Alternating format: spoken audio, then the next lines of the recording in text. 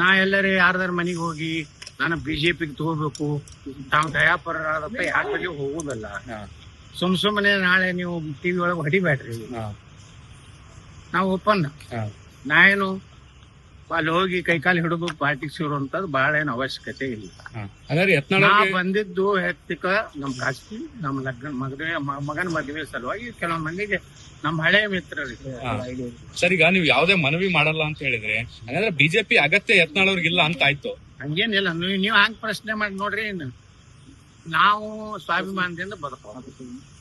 ಈ ಭ್ರಷ್ಟ ಕುಟುಂಬದ ಒಂದು ನೇತೃತ್ವನ ನಾವು ಒಪ್ಪುದಿಲ್ಲ. ಅದು ಭ್ರಷ್ಟ ಕುಟುಂಬ ಎಲ್ಲಿವರೆಗೆ ಈ ಬಿಜೆಪಿ ಕರ್ನಾಟಕ ನೇತೃತ್ವ ಅಲ್ಲಿ ತನಕ ಬಿಜೆಪಿ ಸೇರುವ ಪ್ರಶ್ನೆ ಉದ್ಭವಿಸುವುದಿಲ್ಲ. ಅಂದ್ರೆ ವಿಜೇಂದ್ರ ಅವ್ರು ಬದಲಾಗ ತನಕ ನೀವು ಬಿಜೆಪಿ ಸೇರಲ್ಲ. ಬಟ್ಟೆ ಆ ಭ್ರಷ್ಟ ಕುಟುಂಬ ರೀ, ಒಬ್ಬನೇ ಅಲ್ಲ. ಒಬ್ಬ ವಿಜೇಂದ್ರ ಇಲ್ಲ, ಒಬ್ಬ ರಾಘವೇಂದ್ರ ಅದಾನ, ವಿಜೇಂದ್ರ ಅದಾನ, ಯಡಿಯೂರಪ್ಪ ಅದಾನ, ಮತ್ತಿನ 3-4 ಅದಾವ ಮನ್ಯಾಗ. ಯಾವನು ನೇತೃತ್ವ ಇರುತ್ತಾನೆ ಬಿಜೆಪಿ ಸೇರುವ ಪ್ರಶ್ನೆ ಉದ್ಭವಿಸುದಿಲ್ಲ.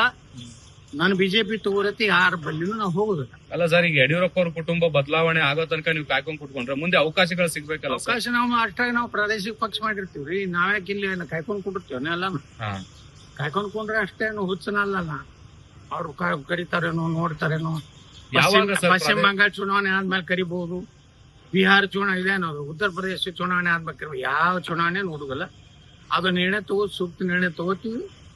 ನಮ್ದು JCB ಇದೆ ಅಲ್ಲ, ಅದನ್ನ ನಾವು ಪಾರ್ಟಿ ಕಟ್ಬೇಕಾಗ ಸಂದರ್ಭ ಕಟ್ತೀವಿ. ಈಗಿರೋ ಬಿಜೆಪಿ ನಾಯಕರು ಏನಾದ್ರು ನಿಮ್ ಪಕ್ಷಕ್ಕೆ ಸೇರೋ ಸಾಧ್ಯತೆ ಇದೆಯಾ ಸರ್? ಯಾವಾಗ ಲಾಂಚ್ ಮಾಡ್ತಿದ್ದೀರಿ? ನೋಡ್ರಿ, ನಮ್ ಪಕ್ಷ ಕರ್ನಾಟಕದಾಗ ಅಧಿಕಾರ ಬರ್ತೈತಿ. ಯಾರು ಏನೇ ಬೇಕಾದ ಸರ್ವೆಗಳು ಹೇಳಿ, ಯಾರು ಬೇಕಾದಷ್ಟು ಸರ್ವೆ ಮಾಡ್ಲಿ, ಕರ್ನಾಟಕ ಬರೋದು ನಮ್ಮ ಪಕ್ಷನೇ. ನಾನೇ ಮುಖ್ಯಮಂತ್ರಿ. JCB ಪಕ್ಷದ ಅದು ಯಾವ JCB ಆಗ್ತದೋ ಏನಾಗ್ತದ ನೋಡೋಣ. ನಮ್ಮ ಪಕ್ಷನೇ ಬರೋದು.